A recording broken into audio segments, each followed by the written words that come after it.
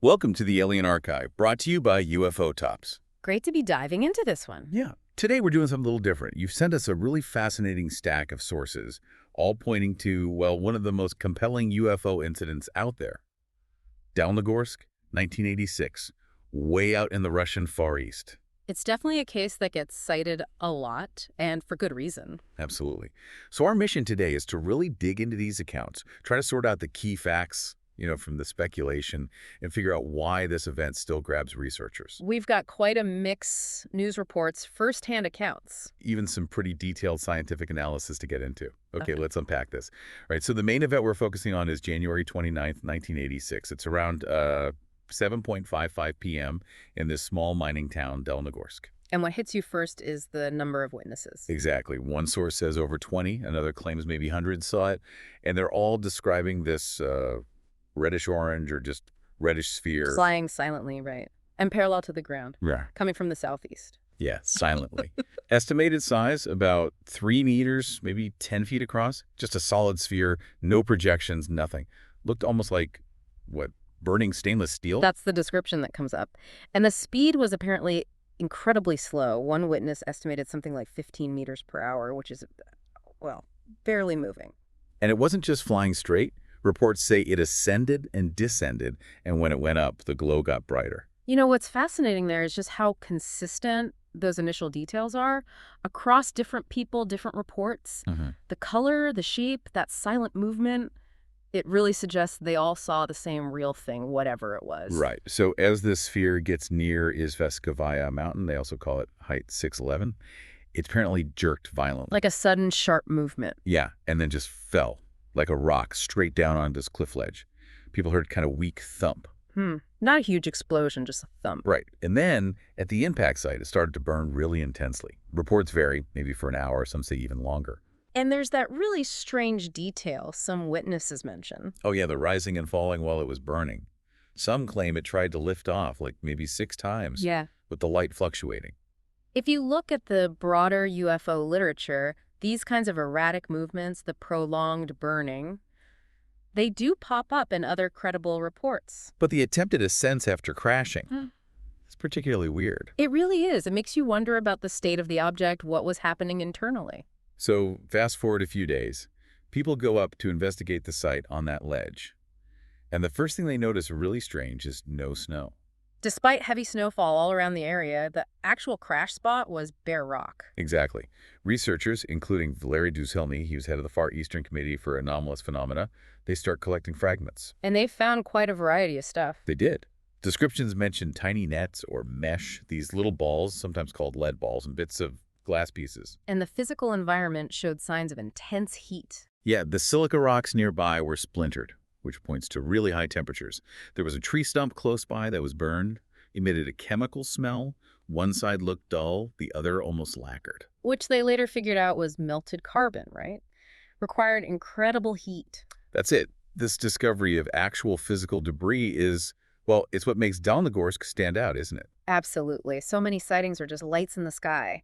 Here, you have material evidence, tangible stuff.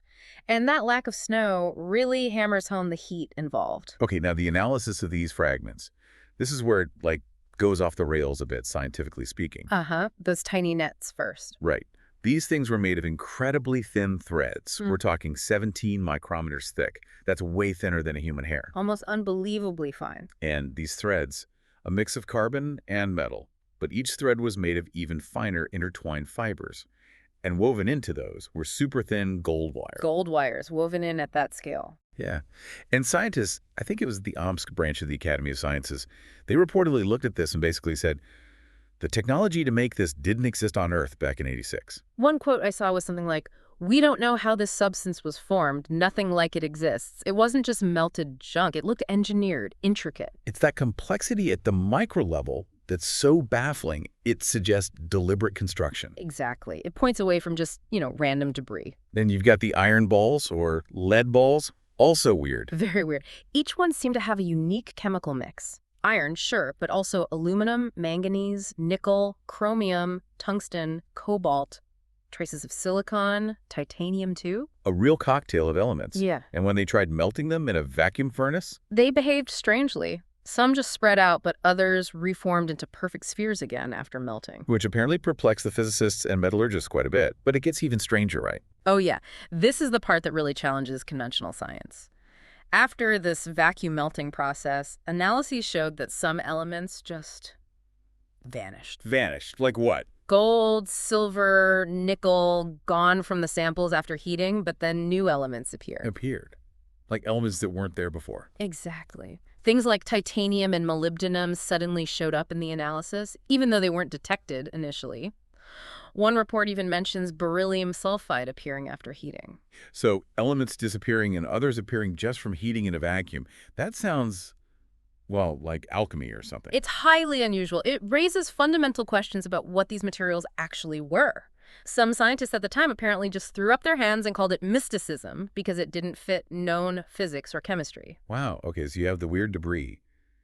But the site itself also stayed strange for years. Right, it wasn't just the initial event. The area became known as an anomalous zone. People reported insects avoiding the area completely. Some visitors felt unwell, had sensor failures, like cameras or instruments acting up. Loss of coordination even. The researchers themselves apparently noted changes in their blood work after visiting the site. And equipment malfunctions, mechanical, electronic, were reported nearby. Plus, those magnetic anomalies. That's a big one. Localized magnetic fields found even in silica rocks. Which aren't normally magnetic at all. One source mentions 6 specific spots of magnetized silica rock. These lingering effects on the environment, on people, on equipment, really add weight to the idea that something highly unusual occurred there. The magnetic anomalies in non-magnetic rock are especially tough to explain conventionally. The sources make it clear this wasn't ignored either. Soviet researchers were all over it.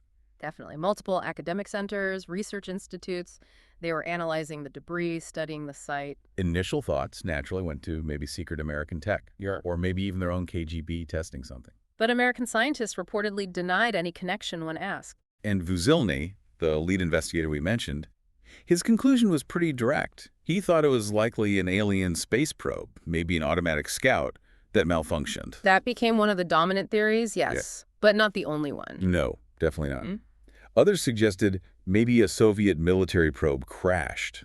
One researcher thought the metal composition matched a known deposit somewhere. And there was the more exotic theory of a natural plasmoid like ball lightning, but more complex, that somehow selectively absorbed rare metals from the environment. Right. And at least one skeptic just called it a technical experiment gone wrong, though without much evidence. It's important to see that range of interpretations, even among the scientists involved back then. The lack of consensus really highlights how puzzling the evidence was. It just didn't fit neatly into any box. So when people talk about Dalnegorsk today, what are the things that really stand out? What gets quoted the most? Well, I think it's that powerful combination of factors. First, the sheer number of credible eyewitnesses. It wasn't just one or two people. Right, dozens, maybe hundreds, seeing the same initial object. Second, the physical debris. That's huge. Having something tangible with properties that, at the time, seemed impossible to replicate on Earth. One article called it otherworldly evidence that's hard to deny. Especially those tiny nets, right? The carbon composite with quartz filaments and those impossibly thin gold wires woven inside. That detail gets mentioned constantly. Absolutely. And the metals that seem to transmute, losing elements, gaining others during analysis. That's another key piece people latch onto because it sounds so scientifically outlandish. And third, I guess, are those lingering effects at the site. The magnetic anomalies, the biological effects. It suggests something more than just a simple crash and burn. Definitely. Plus, you have the context of increased UFO sightings in that specific Dalnegorsk region for years afterwards. Multiple objects, different shapes reported sometimes on the same night. It adds to the overall mystery. Yeah, it wasn't just a one-off flash in the pan. And wasn't there something about the military getting involved later? That's another often cited point. The fact that high-ranking Russian generals, from the anti-aircraft forces no less, reportedly got concerned enough by the ongoing activity in the early 90s that they actually reached out to local UFO researchers. Wow, military brass talking to ufologists because they were seeing things they couldn't explain. It suggests that at least some official channels took these events very seriously. The collaboration itself is a significant part of the Dalnegorsk story. So wrapping this up, what does it all mean for you listening? The Dalnegorsk Incident, well, it's still a really compelling case, isn't it? It absolutely is. Many believe it offers some of the strongest tangible evidence we have for something not of this earth. That combination, the widespread witnesses, the bizarre materials analyzed by serious scientists, the lasting strangeness of the site, some have called it the best documented crash. It really makes it stand out. It leaves you pondering, doesn't it? The true nature of that object, its origin, the kind of technology that could produce those materials, those effects. What detail from this whole Dalnegorsk deep dive really sticks with you the most? Yeah, Definitely gives you something to think about. it certainly does. This has been the Alien Archive, brought to you by UFO Tops. Until our next exploration, keep looking up.